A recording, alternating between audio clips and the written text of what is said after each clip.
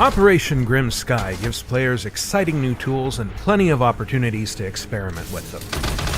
Whether it's figuring out how to put the first shield defender in play, tactically assessing an entirely reworked map, or even scorching a masterpiece into a wall, the developers crafted the new operators and map with your creativity in mind.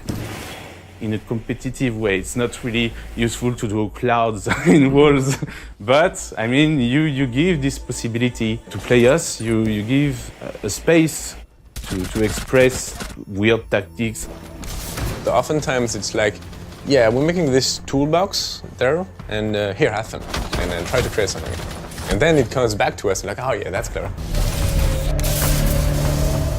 When it came to creating Clash, we iterated on her biography and on her psychological profile until we thought it was just right for this character. So Clash was once a riot police officer, so she knows exactly how and when to deploy the shield. So she has a very classic London police uniform because we wanted to focus about the attitude. We wanted to focus on her face. This is where you stop. The shield is kind of the part of the character, and so we designed the shield at the same time of the operators because we wanted to know the visual interaction between each other. We took the decision really to make the shield full transparent, to always be able to see her. We tried to grab what we like about shield and make it an even more advanced version of that, something that is probably the most shieldy operator we have in the game. She's super tough, super resistant, 3 armor, big shield, but that was the first step, going from shield to this, okay, let's remove the lethality, it's not needed in defense, and then actually enforce team play a lot more. So let's explore that. It was the first step, and then when I should be able to do something more. I should be able to provide debuff, provide something like that, and that's where we went to the idea, okay, so maybe my shield is actually an active shield I can use. We had a few iterations where we went into actually like stopping people instantly or preventing them entirely from moving, which is makes sense in different games, in MOBAs and that kind of thing, but not so much in Siege. Like zero movement is extremely deadly. Shanka can attest of that. At that point, we were like, okay, that's interesting to be able to control movement. We have to work a fine line in terms of balancing between how much I can slow people down, how fast can I pull the shit back and hold my gun, the size of the gauge as well, all those things. And we have been through a lot of steps. There was 2 main inspirations for this shield. Something that exists that is a taser shield. It's much smaller, but it exists in the reality, and the riot shield. So we mix these 2 shields to make a totally new one, and we have kept the branding from the London police. So while creating Clash, we knew that she would be from Britain. And so we had table reads when we were reading scripts and reading barks, and I would try to have a British accent while speaking her lines. Let's just say I'm not a professional when it comes to that, but I did have fun. Maverick is an operator with Delta Force. It was kind of tricky because that's a unit that doesn't exist officially.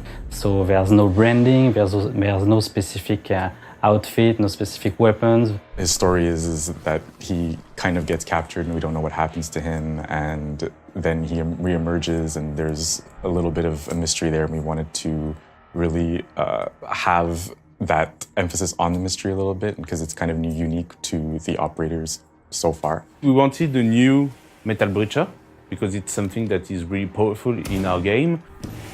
First of all, Maverick used a very long distancing that shoots little thing that destroyed after a few seconds. So it was really like I'm doing something by shooting, and I could do it for very far distance, 20, 30, 40 meters. And that was the first thing we tried. And quickly we found out really too powerful. You could be at 30 meters, destroying a full wall. The fun was immediate with the fact that you could draw what you want. It's not because I drew a 6 on the wall that directly I'm better at the game, but it was fun. It was just fun. Like the fun factor was really there. So we kept that, we reduced the distance. Now we saw the full potential of just opening one line of sight. And I hope our players will take the full potential of Maverick and try things. I'm really glad to see that. He was captured and he had to find a way out, so because he's so smart, he had built a very rough prototype of the gadget and was able to escape in that way. And now in the game, we have come to this final version. The torch, the main challenge wants to not doing something that looks like a weapon. The first iteration we did, it looks like a weapon, and it was an issue because we don't want people to think, oh, I can torch people. We didn't want to do like a flamethrower or something like that. There's the functionality part, and then there's like the narrative part. Okay, so the torch has acetylene and oxygen in it. Okay, but what is scientifically correct? What is this? And then the narrative part is, okay, what would it look like, and how would he have made it? What would the early version have looked like? And so there's two different things you have to balance and make sure that everything is accurate. We padded it with metal so people don't think they can shoot into the canister and make the character explode.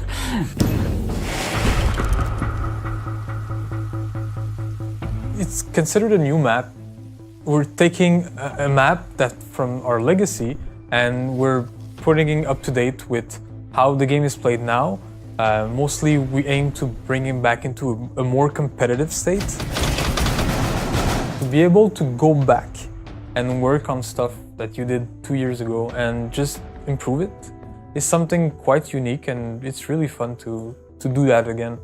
This is the Hereford base, but we changed the concept of all the art, and the level design is completely revisited. What was Hereford at the beginning? And basically it was farms. So we keep the original walls of the farm, the roof, the farm itself stay there, and we build the training area with the stuff that could be in a farm. And one funny thing also about Hereford is it was our prototype for Siege back in the days. It's kind of symbolic that it's the first one we take for a rework. It's almost like it's our stepping stone map to go to the next level, you know? We didn't choose it because of that, but it's to think about it, and it's kind of a symbolic way. But generally speaking, we tend to aim for something balanced, but also aim for creativity. Being able to give the player many ways to play the objective, many ways to defend or many ways to attack. And that's what we're trying to do in Hereford as well. That's really what we wanted to push further, the creativity, because it's something that we really like. You know, giving tools to the player. So I think there's a lot of potential. The way we play it, the way we design it, we give a lot of ways to play the operator, and I'm really curious to see what's going to happen.